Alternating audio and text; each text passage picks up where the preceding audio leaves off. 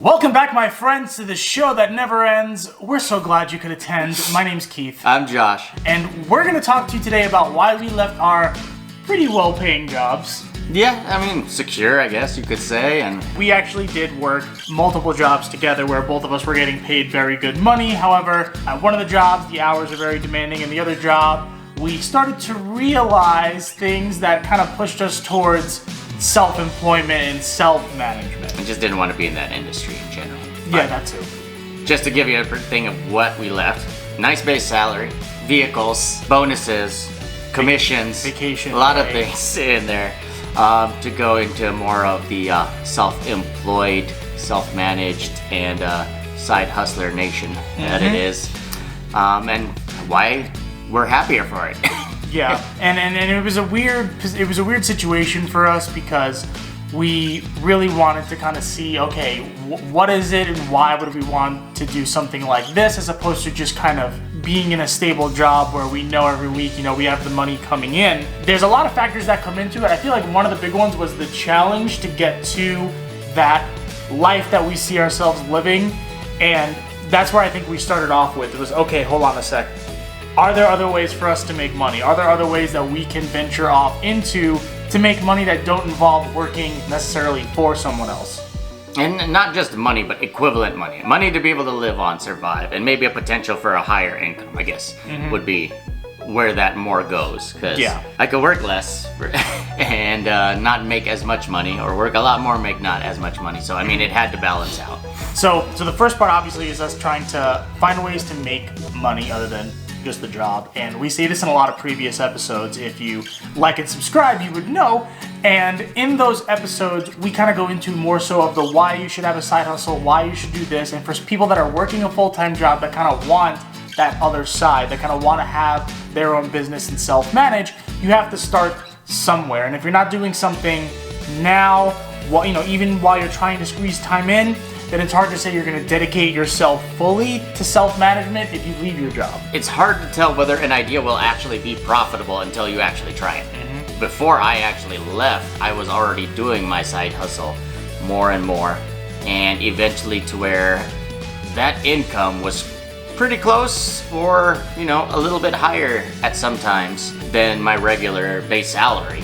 And I already knew I could survive on my base salary without any of the commission. So for me, the transition wasn't as hard anymore.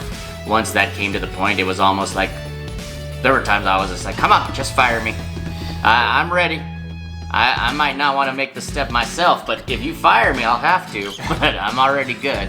So there was that part in it. But definitely, you have to see if it's actually going to be profitable first. You don't want to just make the leap and I'm going to go work for myself with nothing there. That's kind of what I did. So, I mean, for me, I did have a bit of a base. When I left, I had a lot in my savings that I was able to kind of sustain myself for. I was able to purchase a car. I was able to buy so many different things that I needed in place of that. And I set myself up in real estate. I had a partner that I was working with, who I'm currently working with, and we actually do have a couple deals coming in now, thankfully, 5 months later.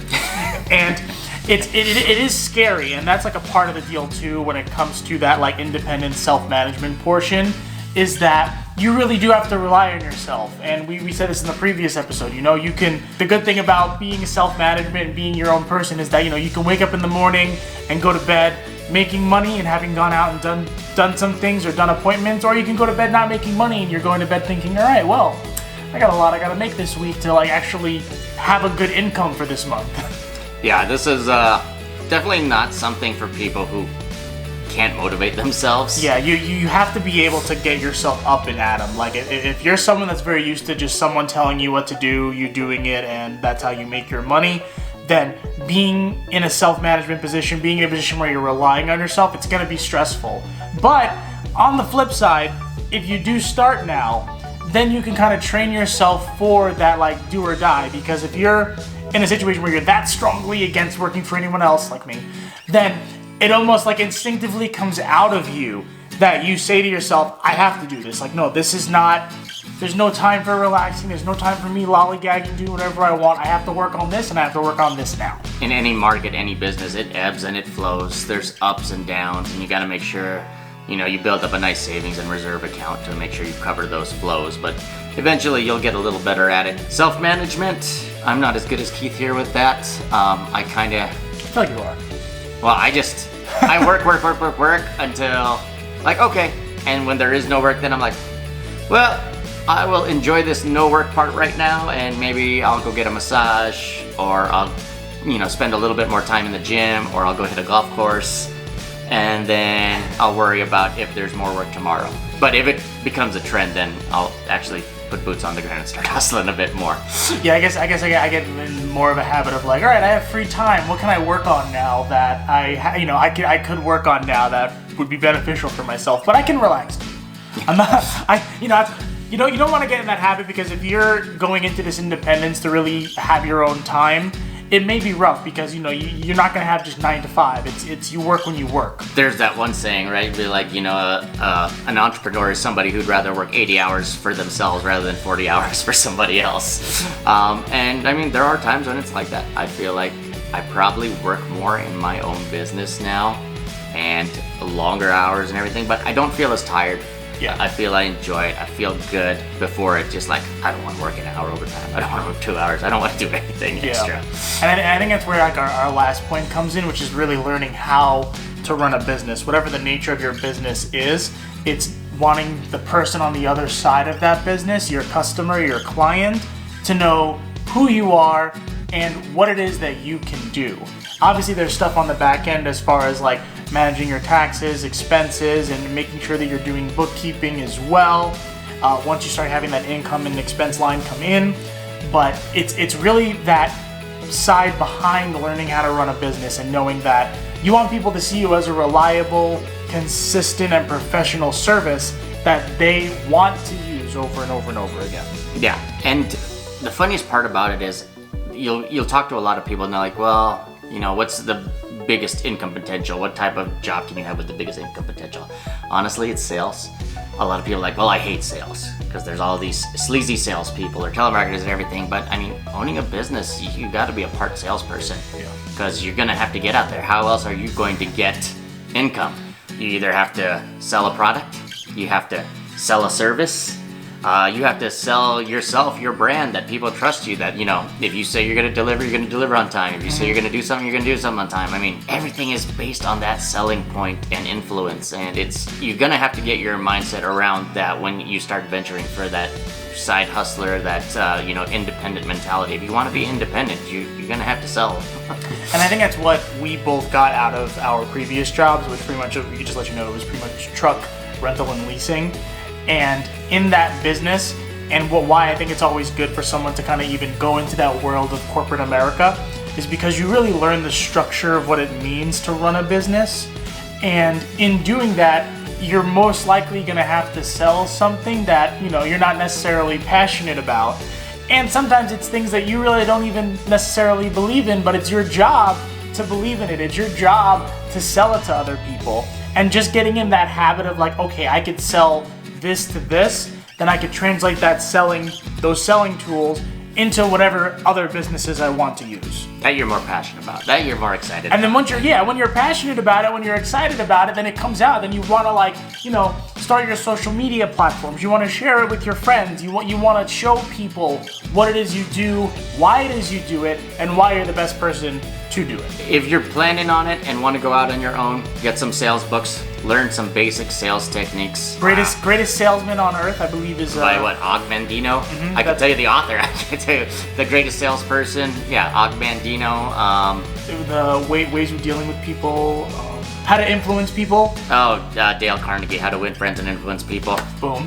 It's a sales. It's meeting people. It's just a great all-around book. If you ever hear things, everybody mentions it because it's a great book. And it's also it's pretty much at the base level of sales. It's relationship building. Take what works for you, leave the rest. Yep. So these are pretty much our quick tips on why we left our jobs, and hopefully anyone that is out there that is looking to do the same, take our advice, get something started now, start looking into it now, and if you really do want to build towards that future, it is possible. Yes. That is the main thing. So let's break it down. Like, start now. Start thinking of the ways. Start seeing if you can actually generate income with it. Start selling it, whether it's yourself or a product or something like that. Start saving and building a cushion, a cash cushion for you, because you're gonna need it. If you leave your place, you might not be making the same amount of money, and you want to make sure you have enough runway to, float you while you're building your business or your side hustle. Look at all the different ways. If your primary side hustle's not working, do 2, 3, 4. I mean, you can listen to stories of people who, they're self-employed, but they're doing 4 or 5 different things, and it pays for their lifestyle. Each little bit of money that they make from different things adds up. They don't have to work for anyone else for any of that stuff. It's always them. It's just all different things. And finally, just come up with a strategy and a plan on what you're going to do with that income. And start planning for the highs and lows of your industry, whatever area it is. Because, you want to make sure you have enough for the lows to cover you, and you want to make sure that, you're being smart when, it's a good time and you're rolling in the highs. Mm-hmm. Yep, so very simple, very basic, and I hope you guys have enjoyed today's episode. Please leave a like, subscribe, and let us hear your thoughts on anything. If you're out there that have done something similar to us, we'd love to hear about it. Or if you need a little bit more of an extra push, you're a little nervous, email Josh. Email us at basicmoneypodcast@gmail.com. We'd be happy to talk to you, answer your questions, and even show up on the next episode. Until that episode, I'm Keith. Josh.